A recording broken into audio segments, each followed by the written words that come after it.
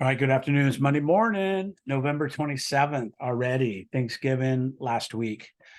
Great week. Very cool time, family, all that good stuff. And the market's actually kind of coming around a little bit. The rates are coming down a little bit. Kenny, what are the rates today? I'd ask you. Yeah, I hadn't looked yet, I could tell. 7.35. Good job. You got to it before I did. Where do you have it on your screen? I look every morning. I do my Okay, hot cool. sheet. I look at that every morning. Good for you, man. Good for you. I've gotten out of the habit to doing that. I got tired of watching it go up every day. But now it's actually coming down every day. Mine is not working. We are 7.32 on Friday and back at 7.35 today. So it's kind of staying steady like the last week or so. Awesome. Yeah, it's interesting. Mine's not loading. It's like completely locked up. I'm not sure what's cooking there, but I'm not going to worry about it. So 7.35. So we've dropped rates pretty good since the 8% range, right? And honestly, if we get to the high sixes, it's going to completely change the mindset of buyers. In my opinion, I think that's a trigger number is about 7, right? So if we can get into the sixes, they're going to forget all about 3, 4, and 5%. They're going to be feeling pretty zesty about a 6% rate, I think. So that's not too far away. That's a good thing. What are you guys seeing right now with buyers with the sentiment and temperament of rates?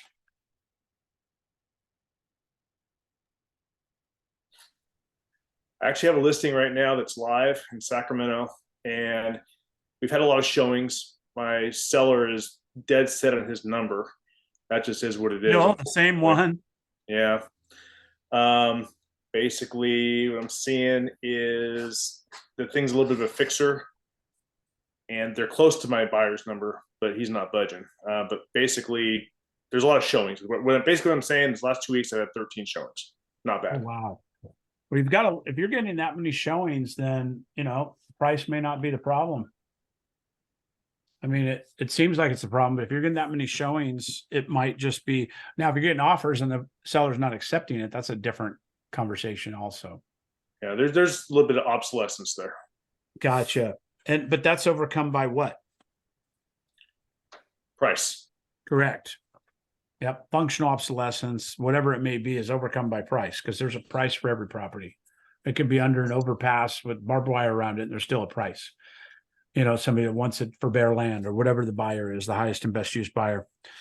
So what I want to talk about today is, really focusing on being education-based, data-driven evidence. And we talk about that when we talk about rates. We talk about that when we talk about the market. And, Kenny and Sonia, you're both similar market, Sacramento, Elk Grove. I'm up in Corvallis, Oregon.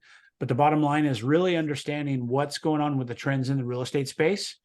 I'm already seeing stuff. Are we in a buyer's market? Are we in a seller's market? It's just, there's a lot of misinformation out there that you've got to become that expert of, right? So really focused on education-based, data-driven evidence. What that means is I'm going to educate you today on the market, buyers and sellers, and I'm going to talk about data. I'm going to talk about data-driven evidence, not speculation and not my opinion, right? That puts you as an authority position in that conversation. If I could say the housing market is down 22%, but the prices are up 6.1% or whatever the number is, that's data-driven evidence that will become indisputable, right? So it takes out, hey, there's the market's going crazy. There's lots of things on the market, whatever it is. Inventory stats, all those things are important for you to be looking at. And through this repetition and follow-up, we could change the narrative that they're having, that they're getting from the news. Even when I just barely try to glance at the news and glance at Inman and glance at the business reports on real estate, it's all talking about how bad the real estate market is. Well, who's it bad for? It's not bad for a seller if you have low inventory, right? It's not bad for a buyer if you're not as competitive as it once was. 22 offers, now they might be the only offer. We had an offer this week that, they came in pretty aggressive and we started ping-ponging back and forth. My sellers were very, very reasonable. And we got it together far less than I thought we would probably be at. but that's just from keeping the dialogue open, talking about factual data, right? And if there's no homes on the market, then we could be a little more stubborn, right? So all these things are kind of a wash. Any questions on that? Okay, we only got a couple of you, so it's just pretty easy. When we look at this, we've got to convert more leads into conversations. We've got to take the amount of people that are out there and convert them into a conversation about real estate and around real estate. It could be in a third party sense. It doesn't have to be you saying, hey, I want to buy and sell homes for you. It may be, hey, Jill, I know you respect me, you know, I'm in real estate, but do you know anybody that is looking to buy, sell, or invest that I can potentially help with?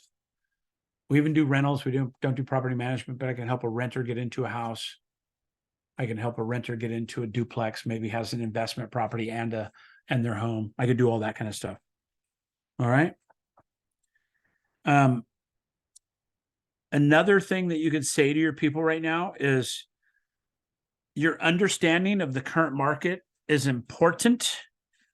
I'm curious if you'd be open to me sharing the reality of what's truly going on. You see the power of that language. Would you be open to me sharing with you the reality of what's really going on in the real estate market? That's saying that you have more information, better information that they're going to get from news sources and other people. If they run into an agent at Safeway that's hardly doing any production, what's that agent going to say? This market is incredibly bad, incredibly tough. Interest rates, interest rates, interest rates, no inventory, right? No sellers are willing to move. That's just their narrative. You have to be the one that changes that narrative. Right?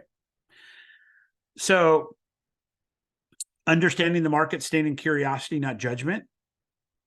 And then if they say something like, I heard the market is really this, just say, I'm really curious. Where did you come up with that information? You know, where did you come up with that understanding of rates? Where did you come up with that understanding of this?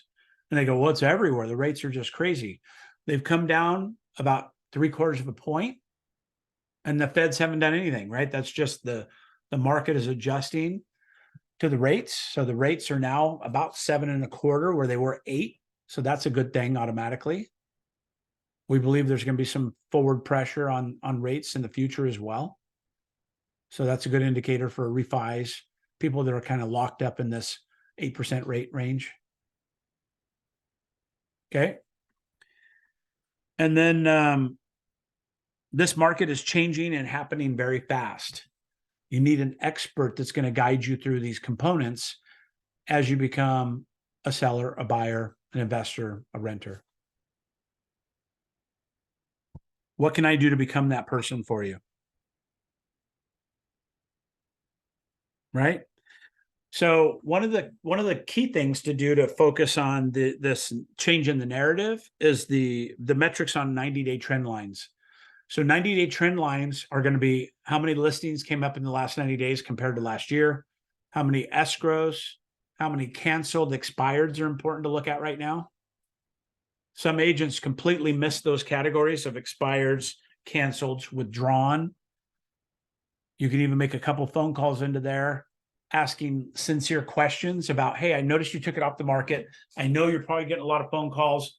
I don't want to be another one of those people. But I was curious, what inspired you to take your home off the market? Was it just frustration? Was it the house that you wanted to buy fell out? What is it?